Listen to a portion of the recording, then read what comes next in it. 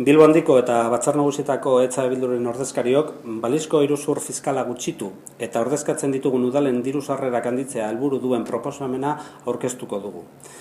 Gaur udaletan izen luze hau duen ordenantza bat dugu, udal jabari publikoren erabilera pribatibon edo aprobetxamendu berezien tasak arautzen dituen ordenantza. Ordenantza hau udalen tasa ordenantzena artean azaltzen da. Hau da, udalek tasa bat kobratzen diete enpresa hornitzaileei espazio publikoren erabileragatik, bai lurzorua, lurpea eta hegalkina erabiltzeagatik. Aipatutako enpresak mota hauetakoak izan daitezke. Batetik, energia elektrikoa, ura edo gaza hornitzen duten enpresak, bestetik, publikoarentzat erabilgarri dauden telekomunikazio zerbitzuak ematen dituzten enpresak, telekomunikazio sare publikoen erabilera osoa edo partzelaren bitartez, eta amaitzeko, hornidura zerbitzua ematen duten beste enpresa batzuk. Zerbitzu hau emateko udal lurra, hegalkina edo lurpea okupatzen duten oditeria, kable eta gainontzeko instalazioa erabiltzen dutenak. Aipatu ditugun enpresa horiek urtero duten fakturaziotik jasotako diru sarrera gordinen 1,5%koa izango da dagokion udalari ordaindu beharreko tasaren zenbatekoa.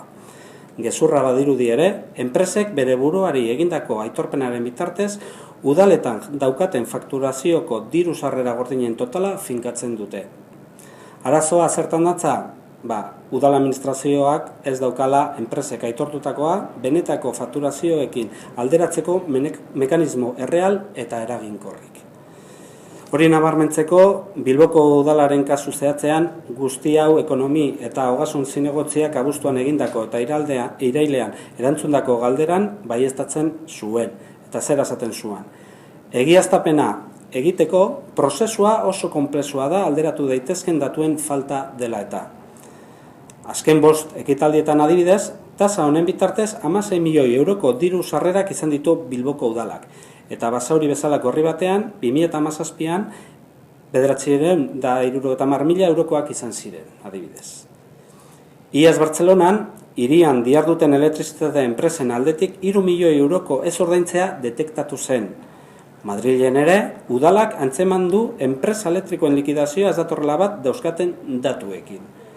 Guzti honen ondorioz, susmatu daiteke halako zerga iruzurrak gertatzen ariko litzatekela gure udaletan, diru sarrera garrantzitsu baten galerarekin. Horregatik, udalen eta Bizkaiko Foru Aldundiaren artean kontrolerako tresna eraginkorrak martxan jartzea eskatzen dugu. Enpresa hauek urtero izaten duten eta fakturaziotik eratortzen diren diru sarrera gordin zehatzen kontrolerako.